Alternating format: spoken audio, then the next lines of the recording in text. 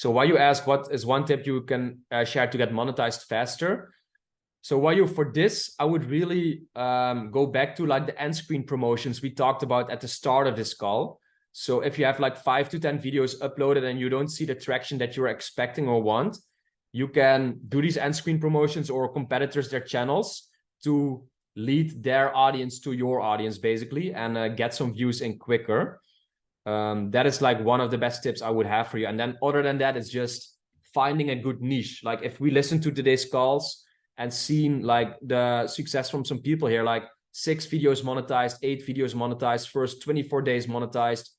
It can go really quick if you find a good niche and make high quality videos. That is like the main thing you got to do. And it sounds easy when I say it like this, but like there is no shortcut or secret hack or something, right? It's just finding that good niche and finding a niche where there's a high demand and low supply, and then it can go really quick.